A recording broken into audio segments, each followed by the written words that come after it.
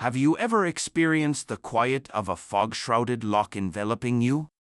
Or caught a whisper on the breeze that seemed to bear an ancient, sorrowful melody? Have you felt a presence in the dense forest, just out of view? Or sensed an unexplainable coldness within the walls of an old castle? These feelings are the essence of myth.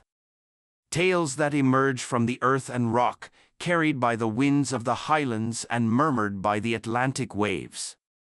Step into a narrative woven from such strands, where the boundary between realms is fragile and the echoes of the uncanny persist.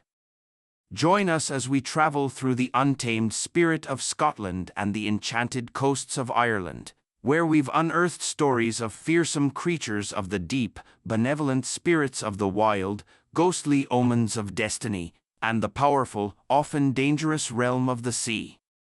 These are the legends that have shaped the dreams and fears of generations. And their stories are far from over. The Loch Ness Monster. Our story is anchored in the very soul of the Scottish Highlands, where Loch Ness, a sliver of obsidian water, carves its way through a landscape of breathtaking, rugged grandeur. Imagine a loch stretching for over 23 miles. A vast enigmatic trench, plunged into depths so profound, so chillingly black that the sunlight dares not penetrate its secrets. Its waters, stained the color of peat from the ancient lands that bleed into it, are often disturbed by sudden violent squalls that whip its surface into a frenzy, mirroring the untamed spirit of the wilderness that surrounds it. Heather-clad hills, their slopes often shrouded in a spectral clinging mist, tumbled down to its shores, their silence broken only by the cry of a distant bird or the sigh of the wind through the lead pines. It is a place of ancient stones and whispered histories, a realm where the veil between worlds feels impossibly thin. Long before the hum of modern engines disturbed its tranquility, this loch was a place of reverence and fear. Depicts those enigmatic painted people of ancient Scotland, carved strange aquatic beasts into standing stones that still watch over the glens, their meaning lost to time, yet their presence a haunting suggestion of creatures that shared these waters. But the first recorded whisper of our tale, the one that truly etched itself into the annals of legend, comes from the 6th century. Picture the scene. The Irish monk St. Columba, a figure of profound piety and unwavering faith, journeying through the land of the Picts. He arrives at the shores of the river Ness, which flows from the northern end of the loch. There, a somber gathering meets his eyes. A local man, they recount with trembling voices, had been swimming in the river, only to be savagely mauled and dragged beneath the surface by a fearsome water beast. The creature, they said, had returned, its dark form lurking menacingly in the depths. Columba, undeterred by their terror, commanded one of his followers, a man named Lugna Mochaman, to swim across the river. As Lugna cleaved through the cold, dark water, the beast, described as a monstrous, roaring creature, suddenly surfaced. It lunged, its great maw gape, its eyes burning with primal hunger, moving with terrifying speed towards the swimmer. The air crackled with a primal dread. But Columba standing resolute upon the bank, raised his hand, invoking the name of God, and commanded the beast, "Go no further. Do not touch the man. Go back at once." And here the legend takes a breathtaking turn. At the sound of the saint's voice, it is said the creature halted as if struck by an unseen force. It recoiled, a sound like a pained bellow escaping it, and then with a speed that belied its bulk, it retreated back into the shadowy depths of the loch, vanishing as suddenly as it had appeared. The Picts, witnessing this divine intervention, were overcome with awe, and the power of the saint and the mystery of the beast were forever intertwined. Centuries flowed by like the dark waters of the Ness itself. Local folk whispered tales of the Each-Uisge, the terrifying water horse of Gaelic folklore, a shape shifter that could appear as a magnificent steed, luring unwary travelers to a watery grave. These were the stories that clung to the mist-laden shores, tales told by peat fires on long dark nights. But it was not until the 20th century that our creature, now affectionately or fearfully known as Nessie, truly burst forth onto the world stage, capturing the imagination of millions. The year was 1933. A new road had recently been completed along the western shore of Loch Ness, offering clearer, more frequent views of its expansive surface than ever before. One spring afternoon, a local couple, Mr. George Spicer and his wife, were driving along this new route. What they saw that day would catapult the legend from local folklore to international sensation. Imagine their astonishment, their sheer, heart-stopping disbelief, as an extraordinary creature, unlike anything they had ever conceived, lumbered across the road before them.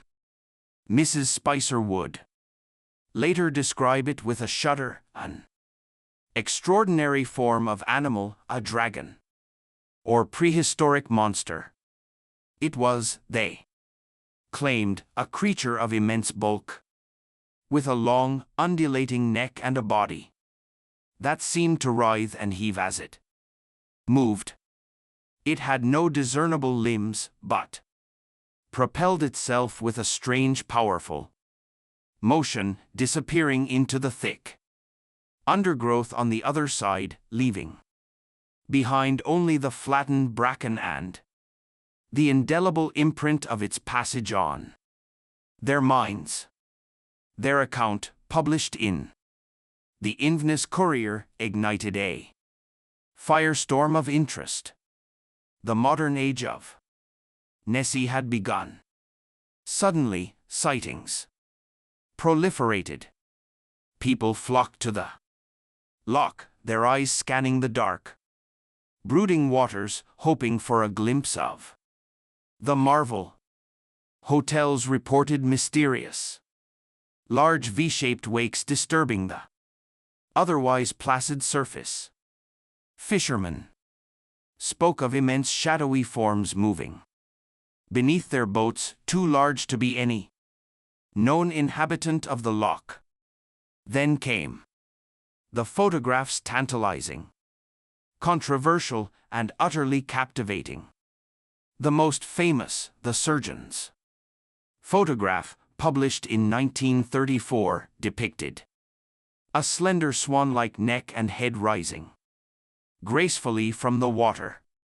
For decades, this image became the iconic representation of Nessie, proof for many that a creature of ancient lineage still swam in the Scottish depths. Though later revealed to be an elaborate, albeit ingenious hoax, its power in cementing the legend in the public consciousness is undeniable. It fed the hunger for the unknown, the desire to believe that in our modern mapped world, there were still corners where mystery held sway. Other evidence followed. In 1960, Tim Dinsdale, an aeronautical engineer, captured grainy scene film footage showing a large humpbacked object moving across the loch, leaving a powerful wake. Experts at the Royal Air Force's Photographic Interpretation Unit would later analyze the footage, concluding with a degree of cautious intrigue that the object was probably an animate object. Expeditions armed with ever more sophisticated technology descended upon the loch. Sonar sweeps painted tantalizing, ambiguous pictures of large moving targets in the abyssal depths. Submarines, both manned and robotic, delved into the cold, peat-stained darkness, their lights cutting feeble swaths through the impenetrable gloom, searching for definitive proof. The descriptions of the creature, pieced together from countless fleeting glimpses and hopeful interpretations, painted a picture of something truly extraordinary. Often it was the long, serpentine neck held aloft or snaking through the water that observers reported first. Sometimes 1, 2, or even 3 humps were seen, breaking the surface in a line, suggesting a creature of considerable length. Its skin was generally described as dark gray, black, or a mottled brownish green, glistening as if wet, smooth, or perhaps like the hide of a seal. Its movements were often described as graceful yet powerful, capable of surprising bursts of speed. Was it eerie of the age of dinosaurs, a plesiosaur somehow trapped in the geological fault that formed the loch? What was it? A trick of the light? A rogue wave in the stillness? Or something else? The depths of Loch Ness hold their breath, and the mystery, like the creature itself, dives deep, waiting perhaps for the perfect moment to once again break the surface to remind us that not all wonders of this world have yet been catalogued. Not all legends have been laid to rest. Kelpies and Each-Uisge. Our setting is a land sculpted by water where silver rivers carve through ancient glens where lochs both fresh and briny lie like scattered jewels, some serene, others fathomless and brooding. The coastline, a jagged fringe against the relentless surge of the North Atlantic, is fraught with hidden coves and treacherous currents.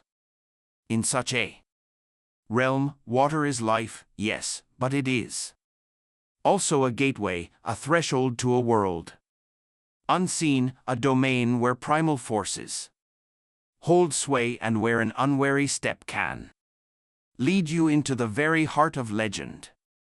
First, let us draw near cautiously to the realm of the Kelpie. Imagine a creature of breathtaking allure, often appearing on the banks of a rushing river or beside a tranquil reed-fringed pool. It takes the form of a horse, but no ordinary steed is this. Its coat might gleam like wet silk, often a dapple gray, or a startling luminous white.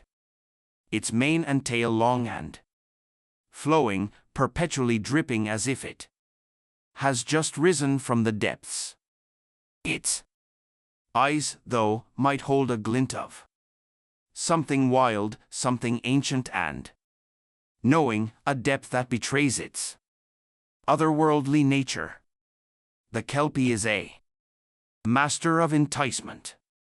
It might stand patiently, its head bowed as if inviting a gentle hand, or perhaps nuzzle a weary traveler, offering its strong back for a journey's respite. Children, especially, are drawn to its seemingly docile charm. Picture a group of youngsters there, laughter echoing in the crisp air, stumbling upon such a magnificent creature grazing peacefully by the water's edge. One by one, emboldened by its calm, they climb upon its broad, inviting back. The first child settles, then the second, and the Kelpie's watery back freedom, often seems cursing to the lengthen, families of its accommodating captors for each generations to come. new rider with Its cry, impossible a ease. mournful, echoing then, call, could sometimes air be grows heard on colder. the eve of a storm, A subtle or when a shift drowning was imminent, occurs. a harbinger The of once sorrow. soft hide of the Kelpie Now let us turn our gaze becomes with even inexplicably greater adhesive trepidation like wet to a creature of yet pitch, more and the profound children's malice, small hands, a being whose very once name is stroking a its shudder on silken the coat, tongue, are now the trapped Each-Uisge, fast. pronounced Adorning Each-Uisge, terror replaces the water horse. their While innocent the joy Kelpie as the haunts the Kelpie, freshwater its streams and inland gentle lochs, guise falling away, the lets out Each-Uisge is a terror of sound the that sea is no lochs, earthly the whinny, wild but firths and the storm-tossed chilling, open guttural ocean, shriek that though it speaks has of been known to venture the into cold, freshwater dark bodies places as well. beneath the water. The With a Each-Uisge powerful is a surge, shapeshifter it of plunges formidable into power and cunning. the deepest It part too of the can river appear as a or loch. magnificent horse, Its rider often black screams, as a abruptly starless night, silenced by with eyes like burning the embers. unforgiving embrace Its of allure the is current. potent, promising Their swift fate is a passage swift across watery treacherous doom, waters, or simply dragged an down to the irresistible Kelpie's vision lair, of wild never beauty. But it to can be also seen take again, other forms save to perhaps ensnare for its a prey. It might small manifest as sodden a ribbon or strikingly a single handsome lost man, shoe, his clothes perhaps a washed little ashore. damp, his charm A disarming, heartbreaking luring an testament unsuspecting maiden the to the water's creature's edge deadly with sweet deceit. words and promises, The only for her to Kelpie, feel an it is icy grip whispered, and the delights in the horrifying realization of his echo of true its nature victims' as he drowning drags her gasps. into the waves. There are Sometimes, tales, it of is course, said it can of even those who appear as a giant bird, sought to outwit its shadow these beings. falling vast and chilling upon the Sometimes, land. The true a Kelpie horror of could the be captured if one Each-Uisge, could however, lies not slip just a in the bridle drowning, over its head, but in what comes after. particularly a Should a bridle hapless marked with soul a be tricked into mounting cross, the subdued Each-Uisge thus, in its its immense equine form, they strength too could be would find harnessed, themselves forced to irrevocably stuck to its labor, adhesive often hide. in the building But the of mills or Each-Uisge does not merely castles, drown its victims. but such Once it has servitude was borne ever its prey into the depths, temporary, it transforms and the into Kelpie its would most always monstrous self, yearn for a its creature watery of freedom, tearing claws often and insatiable cursing the hunger. families It of its rips its captives victims for apart, devouring them generations to entirely, come. all save Its for cry, one grisly remnant, the mournful, liver. echoing This, call for could reasons lost to the sometimes darkest corners of be heard folklore, on the eve it of will a not storm, touch. or when And so, a day a or two drowning after was someone imminent, has a vanished near harbinger of waters, haunted by sorrow. an Each-Uisge, Now let a us turn single our pale gaze with liver might be found even washed upon greater the shore, trepidation a to a macabre creature and terrifying calling of yet card, more a profound final, malice, silent scream a from the being deep. The sheer whose very ferocity, name is a shudder the on utter the consumption, tongue. marks the Each-Uisge as a Each-Uisge thing of pronounced pure elemental nightmare. Echoia the water To horse, encounter an while the Each-Uisge Kelpie was to brush against haunts the almost certain freshwater gruesome streams death. and inland. The old tales are Lochs. filled with warnings. The Each-Uisge Never to is a ride a terror of lone the horse found near the sea water, lochs, the wild especially if it first has and the storm. seaweed tangled in its Tossed mane, open ocean. or if its hooves seem to Though be it on has been backwards, a known subtle to venture sign of into its freshwater otherworldly bodies. origin. As The well, scent of the sea, Each-Uisge is a or a shape, faint chilling odor shifter like the of grave, formidable power might and cling cunning. to its handsome human It too form. can appear To as a speak its name magnificent aloud was to risk drawing its horse, attention. often black Even as the a bravest starless hearts night, quail at the thought of with the eyes like burning Each-Uisge. embers. There's a tale of a blacksmith, a man of allure is renowned potent, strength and promising courage, swift who managed to capture one. Passage He across brought it to treacherous his waters, forge, or intending to shoe it, simply an perhaps to irresistible bind it to vision his of will. wild He heated his irons beauty. in the roaring fire, But it can as he also approached take the other tethered forms. beast, its eyes To ensnare blazing its with prey, an infernal light, it might spoke. manifest